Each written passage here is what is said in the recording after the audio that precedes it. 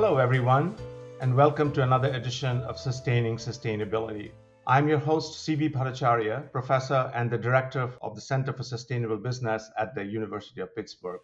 This week, I'm beyond delighted to say that I'm joined from Hastings-on-Hudson, New York, by Seth Godin, best-selling author, five-time TED Talk speaker, founder of Akimbo, and coordinator of the Carbon Almanac. It's not too late, a collection of more than 300 pages of tables, charts, illustrations, cartoons, comics, insights, quotes, and ways to understand what's going on with climate change. It is a collaboration between more than 300 writers, researchers, thinkers, and illustrators that provides credible and authoritative information on carbon and its impact on climate. Seth has written over 20 best-selling books, and his work has been translated into nearly 40 languages. He's also a pioneer of ethical online direct marketing, now a $30 billion a year industry. Seth, welcome to the show. Well, thank you for having me, and I appreciate that kind intro. Sure. Let's start with the basics for our listeners. So, what is carbon? Why does it matter? And why should we care? We're made out of carbon. Everything around us has got some carbon in it. Carbon is neutral, it's not good or bad. But in the last 150 years, we have built a system, an industrial system, an economic system that is fueled by digging cheap energy out of the ground and burning it.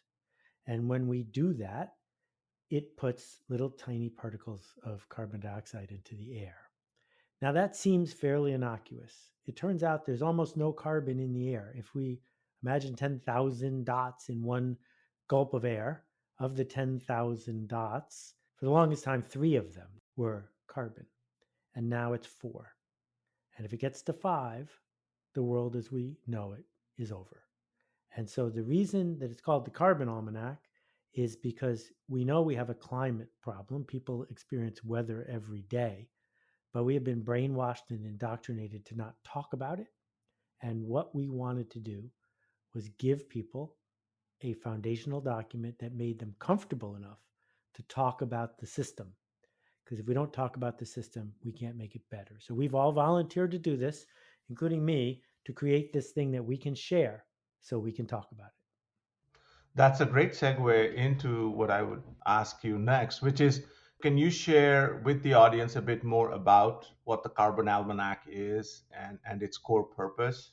So I used to make almanacs for a living before I was a best-selling author. I did the Business Almanac, which was a great book before the World Wide Web, Celebrity Almanac, a Women's Almanac. Almanacs are magical because almanacs fit the attention span of many people, including me, which is, oh, here's 2 or 3 pages. Oh, here's a cartoon or a table or a chart. I just feel a little smarter, and then I'll put it down and go on to the next thing. And what I felt like is that we have sped up so much of the way we are getting information, or actually data, that we aren't turning it into information, and that we are treating made up stuff and placebos and wives' tales exactly the same way we treat actual truth. And books are magic, and books have a Proustian impact on people because they stand the test of time. So what I wanted to do, thanks to my friends at Penguin, I was able to do is organize a group of people to make a book that is best as a book that you can browse through, that you can circle, that you can hand to someone else. And almanacs have been around since Ben Franklin, and that's because they work. And do you believe that gathering over 300 individuals, which I'm sure was not an easy task for you to build this project, was kind of ultimately delivered its purpose? Well, actually, the easiest thing at all of the entire project was finding volunteers. We're now up to 2,000 in 91 countries. The hard part, as someone who was a freelancer for a long time and does things himself, was not doing it myself. And the magic, was that things were contributed that I never could have imagined, that people pushed this in directions that wouldn't have been on my agenda. And so by organizing and coordinating and editing and processing the inputs of so many people, it became better. And that is the metaphor, because that's the only way we're going to fix our climate as well. So we often talk about greenwashing on our show. And as a marketing expert, What advice can you offer companies to avoid unethical marketing or climate washing or purpose washing when speaking about their sustainability efforts? Okay, so we have to take a couple steps back because you're doing really important work, and your book adds one more element to what needs to be discussed.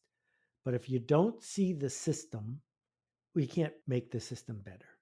And the system runs deeper than anyone is really aware of. The system says we live in a capitalist world that became focused on production and convenience and price. And that, if we just go back 150 years, the typical consumer in the United States, which these were folks who used to be called people, the typical person in the United States had two pairs of shoes and two pairs of pants. That the idea of a storage unit was ludicrous, that things didn't go on sale and there weren't department stores and the price tag hadn't been invented yet. All of these things that we take for granted aren't normal. So, the very fact that you work at a company, the very fact that you have a marketing department, that's not normal. You're part of a system. And so you say, under the circumstances, we're doing our best. But the circumstances are such that they're going to kill us all. And as a result, everything that we do at some level is a level of greenwashing. But, and it's a huge but that is highlighted so beautifully in the book, The Wizard and the Prophet, is we either have to sell more or we're going to have to sell less. Selling less means have fewer kids, eat fewer of everything, don't go outside, just do less. And that's a very hard thing to do when we live in a system based on more. And so we also need to sell more innovation, more resilience, more technology to make things better, more possibility. And we have to do those things in balance. So when a company says, the way some of the oil companies are saying, we're going to go net zero by buying carbon credits and using solar panels on our refineries, they're clearly making things worse simply by existing. And one coal plant undoes the work of 500,000 intentional humans who are trying to do a better job. So we're going to have to make some real big systemic changes. With that said, when we look at a company like Patagonia that actively encourages people to buy fewer clothes and get them fixed instead, I think that's a step towards systemic change. So I know I didn't actually answer your question, but I wanted to stop talking so that you could clarify what I missed. Yeah, no, I think it's quite fascinating, and I realize as a fellow sustainability academic writer that it does all of these things that you're saying are very, very true, and that we need to uproot that system. Now, as also a fellow marketing professional, then can you help our audience understand why you also think that marketing is the best approach, principles wise, to address the climate change problem? Well, you only have two choices. One choice is you can tell stories that resonate, that spread, that persuade people to change their activity. That is the definition of marketing, not advertising, but stories that spread, that change people's activity. Or you can be the king of the world and demand that people do things differently. And that has never worked, and we don't have a king. If we did, that person could issue edicts. It would more likely be a queen because they would do it in the right way. Could issue edicts that would just change the system. It's not going to happen. So, given that it's not going to happen, all that's left is telling a story that cause people to work together to change systems. And in the case of climate, the system change that we need is extremely simple and very hard to do. And what we need to do is charge a fair price for things that are based in carbon. If we did that, the market would go to work to solve the problem. And where do you think is the weakness in that plan? Why do we struggle so much to make it happen? Part one is that there are 100 companies that have more than $1 trillion worth of stuff underground, and they don't want the value of that stuff to change. So they are fighting overtime to keep the system the way it is. Problem number two is human beings aren't good at thinking about the future, and they hate thinking about death. And talking to people about changing the system so that things will be better in the future runs against the sense of the discount rate and the way people live their lives in a convenience fueled society. And so we are inherently conservative about this sort of change. And I guess problem number three is the people who have the most power have come to have more and more say. And so even though 150 million people are going to become climate refugees in the next 5 years, we're not listening to them. And we're not going to start listening to them until we have a problem that we might be too late to solve. Yeah, these are deep-rooted issues indeed. But let me just ask one follow-up and then we'll move topics. So, are we in agreement then that without reduced consumption, this entire narrative that innovation can solve the climate change problem is fallacious? Because that's what I believe, at least. I guess we have to decide what kind of consumption you're talking about. I think that if everyone on Earth ate beef the way people in Pittsburgh and New York do, we would need another planet just to hold all the cows. That's not going to happen. So we need to dramatically lower the consumption of cattle bred beef. Does that mean we have to lower the consumption of healthy, resilient foods? I'm not sure that there's evidence to that to indicate that that's the case. Should we not move around, or should we switch the way we move around from a car that gets 12 miles to the gallon to an electric bike that's actually more efficient than walking, right? So there's plenty of things we can do more of. We just have to stop consuming the worst things and start focusing on building the system so that that spreads. Thank you for that clarification. Now, going back to the Carbon Almanac, it's intentionally built, right, to provide information that is easy to access and share. So, how can this book be used by those individuals in a variety of industries, for example, financial services or consulting or what have you, that may not immediately appear to relate to carbon in some sense? All right, well, so it's super simple. We didn't write this book to persuade anyone to change their mind.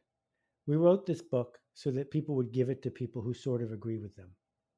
That if a company with 100 or 500 or 5,000 people hands every single employee a copy of this book and says, over the weekend, go home and bring back 3 pages you think we should talk about, you're going to end up with a more informed workforce that's going to see that systems change is happening no matter what, and that your ROI and your shareholder value and your employee satisfaction is going to go up if you are leading that change instead of being a victim of it.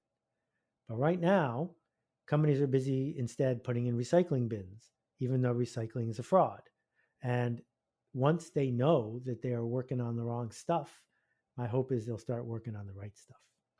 Very well put. Now, just as a follow-up to that, then, how can this tool be used by business owners who are impacted by, the SEC's recent discussion on climate risk disclosure? So either you, as a corporate leader, are going to get ahead, or you're going to fight to keep things the way they are. If you want to get ahead, you do what the people who saw the internet coming did, which is instead of fighting a rearguard action with regulation to slow down the arrival of something that was inevitable, they led that way forward. So if you were a travel agent, the internet wasn't good news. And you could try to persuade your customers not to book tickets online, but it wasn't going to work.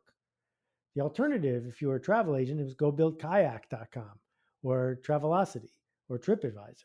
So if you're a company where one of the inputs or outputs of what you do is an impact on the climate, what a great opportunity to be the mover who says, we're going to get ahead of this. We're going to push for systems change because it's going to come anyway. And if we're the one who's leading it, we are servicing all of our constituencies better than if we're the one who is fighting it.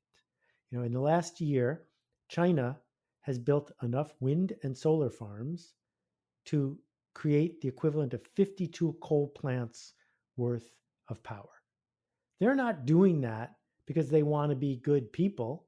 The people in China are just as good as the people here.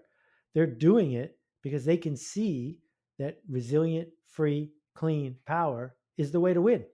Well, multiply that by every industry you can think of. Fast fashion, 8% of our climate problem. Well, if you're Zara, what are you going to do about that? Pretending it's not a problem is not leadership. Fascinating conversation, but we're running out of time. So, in closing, Seth, what call to action would you make to our listeners? Fred Wilson says no conflict, no interest. But in this case, I have no conflict. I have a lot of interest. I don't make a penny if you buy a copy of this book, but I think you should buy 100 copies of this book. We priced it so you can afford to buy 100 copies of the book. You're an organization, you're a leader. Buy 100 copies of the Almanac and hand them to people who need to have a conversation with you. That's why we created it. I don't have an answer, but we know there are questions. And what the market does is it solves problems. If you really want the market to solve a problem, you need to figure out what the problem is. What we're hoping people will do is share this and talk about it. That's why it exists. Seth Godin, thank you so much for spending some of your precious time with us today. Well, thanks for leading. It matters. And before I sign off, I do want to say that this podcast is made possible with the help of my colleagues Chris Gassman, who is Associate Director at the Center for Sustainable Business, and Gabby Bogle, who is a marketing specialist with the Center for Sustainable Business. I'm your host, CB Bhattacharya, and this will be our last edition before the summer break, but we'll be back in a couple of months in the fall for another edition of Sustaining Sustainability.